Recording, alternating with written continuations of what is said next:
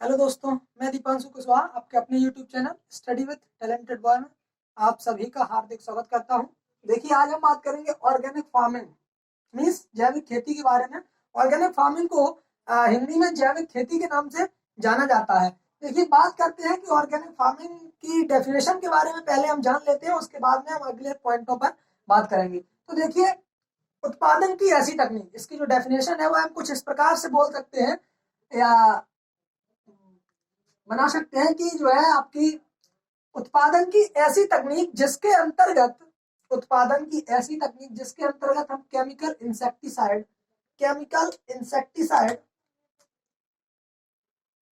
Chemical herbicide, chemical fertilizer और growth regulators means जिसको हम हिंदी में कह सकते हैं रासायनिक कीटनाशी, रासायनिक शाकनाशी, रासायनिक उर्वरक और वृद्धि नियंत्रक का उपयोग नहीं करते हैं, वह खेती आपकी ऑर्गेनिक फार्मिंग या जैविक खेती कहलाती है। तो देखिए, नो यूज हमने यहाँ पर लिख रखा है, नो यूज। आप जो है नोट्स बनाएंगे तो कुछ इसी प्रकार से बनाएंगे, पूरी डेफिनेशन लिखने की जरूरत नहीं है। क्या करते हैं, सिर्फ यहाँ पे लिख देते हैं नो यूज।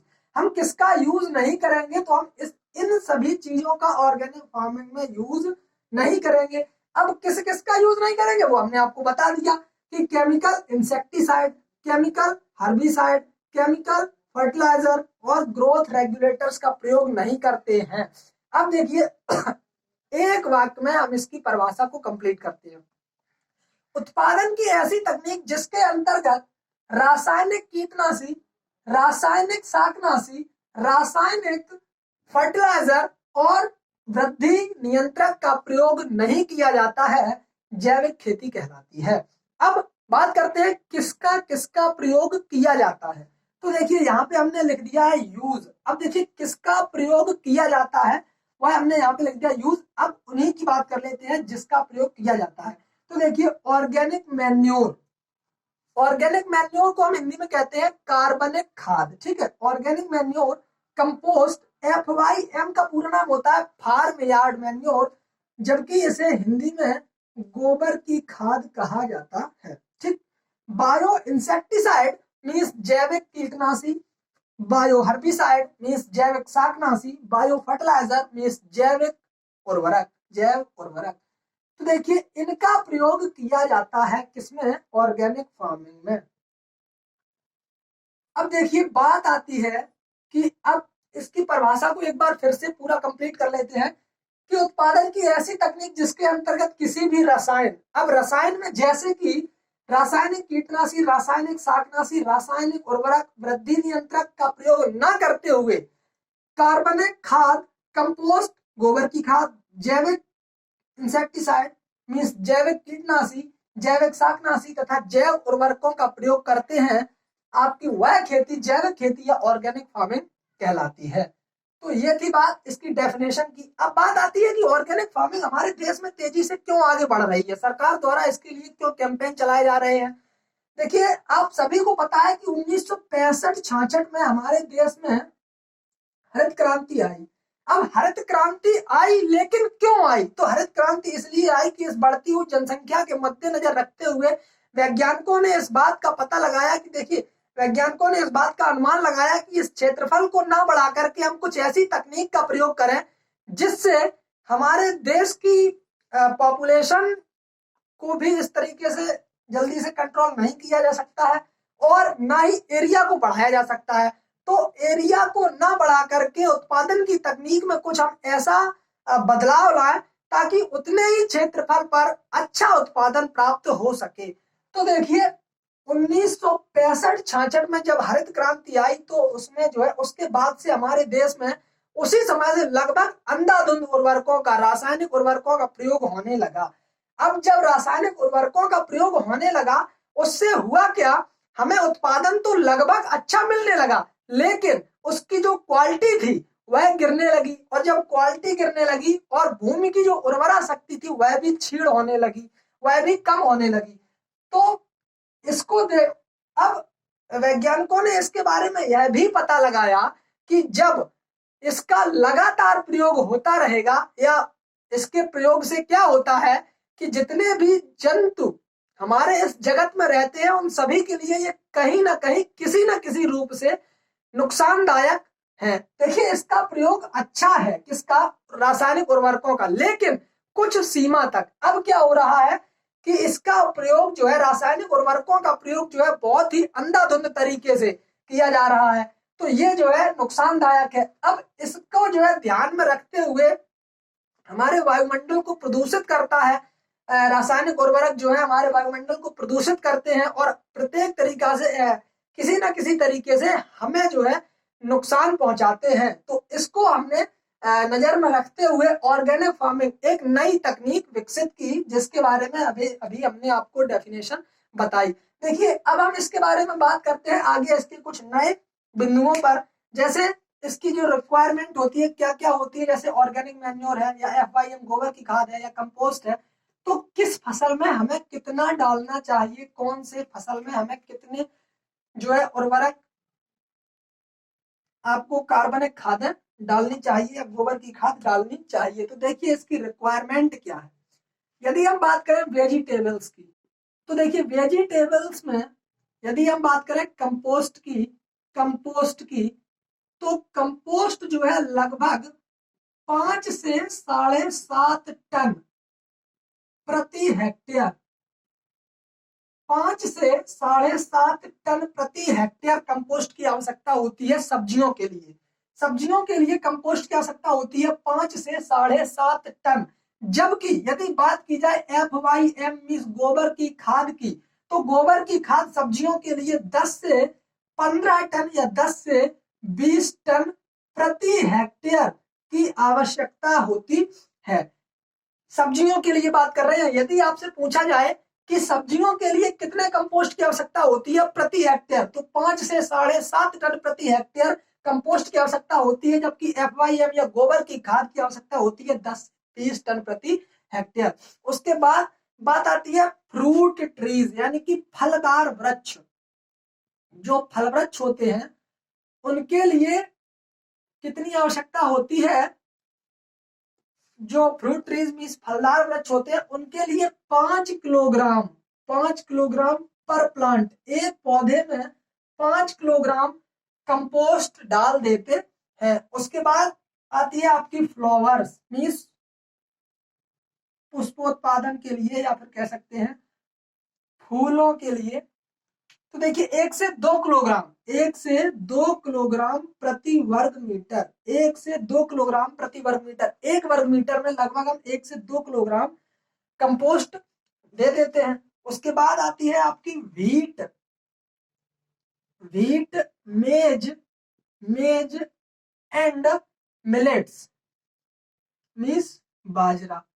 तो इसके लिए हम कंपोस्ट का प्रयोग करते हैं 5 टन प्रति हेक्टेयर, 5 टन प्रति हेक्टेयर कंपोस्ट का प्रयोग करते हैं। देखिए एक बार फिर से इसको रिकैप कर लेते हैं।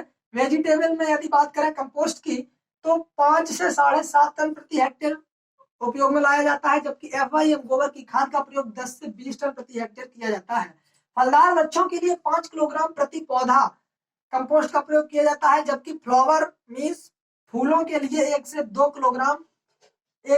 किलोग्राम प्रति वर्ग मीटर इसका उपयोग किया जाता है। व्हीट मेज मिलेट्स मींस गेहूं, मक्का और बाजरा के लिए 5 टन प्रति हेक्टेयर इसका उपयोग किया जाता है। देखिए हम इसका उपयोग करते तो हैं, लेकिन इसका उपयोग हम लगभग 1 से 2 माह पहले, बुवाई से 1 से 2 माह पहले कर देते हैं। देखिए 1 से 2 माह पहले या 1 से 1.5 माह पहले लगभग कर दिया जाता है, क्योंकि इससे जो है हमें देर में पोषक तत्वों की प्राप्ति देर में होती है, जबकि उर्वरकों की प्राप्ति, उर्वरक को हम जैसे ही रात में या सुबह जैसे ही डाल के आते हैं अपने खेतों से, शाम तक वह घुल जाते हैं और वह जो है हमारे पौधों को पोषक तत्व प्रदान कर देते हैं, जबकि इनका जो है यह देर में पोषक तत्वों को रिलीज करते हैं।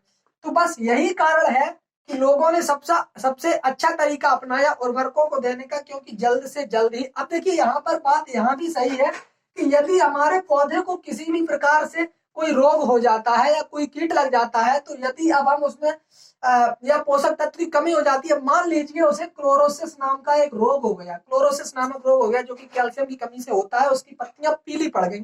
अब जब पत्तियां पीली पड़ गई तो वह जो है हम उसमें यदि हम कैल्शियम देंगे तो उसके लिए हम कौन सी ऐसे कंपोस्ट का प्रयोग करें जो कि इतनी जल्दी उसमें जो है पोषक तत्व रिलीज कर दे। अब यहाँ पर तो हम ऐसे उर्वरक का ही प्रयोग करेंगे जो कि जल्द से जल्द हमारे पौधे को जो है उस तत्व की कमी को पूरा करे, आपूर्ति करे, और जो है पौधा हमारा सही हो जाए और स्वस्थ हो जाए। ठीक है, तो ये बात थी आपकी किस किस मात्रा में हम कौन कौन से पौधों को कंपोस्ट या फिर गोबर की खाद देते हैं।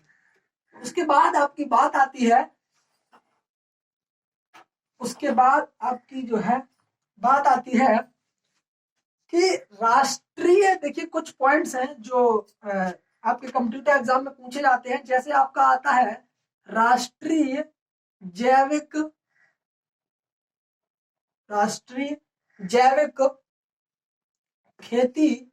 जैविक खेती अनुसंधान संस्थान। राष्ट्रीय जैविक खेती अनुसंधान संस्थान कहाँ पर स्थित है? राष्ट्रीय जैविक खेती अनुसंधान संस्थान गाजियाबाद, जो कि यूपी में स्थित है। राष्ट्रीय जैविक खेती अनुसंधान संस्थान गाजियाबाद यूपी में स्थित है। उसके बाद आता है राष्ट्रीय जैविक खेती कार्यक्रम। राष्ट्रीय जैविक खेती कार्यक्रम कब चलाया गया? तो भारत सरकार द्वारा राष्ट्रीय जैविक खेती कार्यक्रम सन 2002 से पावर में आया। सन 2002 से जो है ज्यादा ऑर्गेनिक खेती पावर में आई, शक्ति में इसका प्रचलन किया गया, और लगभग 2002 से बहुत ही ज्यादा, पहले इसका प्रयोग थोड़ा कम था लेकिन 2002 से थोड़ा इसका ज्यादा प्रयोग किया जाने लगा। तो यदि आपसे पूछा जाए कि राष्ट्रीय जैविक खेती कार्यक्रम भारत सरकार द्वारा कब चलाया गया, तो वह चलाया गया सन 2002 में। अब बात आती है कि विश्व में सबसे ज्यादा जैविक खेती किस देश में की जाती है? तो विश्व में सबसे ज्यादा जैविक खेती किस देश में की जाती है? तो वह की जाती है आपकी ऑस्ट्रेलिया में। कहाँ? ऑस्ट्रेलिया में।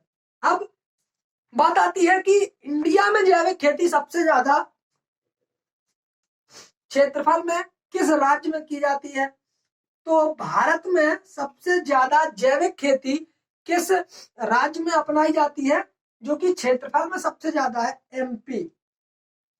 एमपी में जैविक खेती का क्षेत्रफल सबसे ज्यादा है।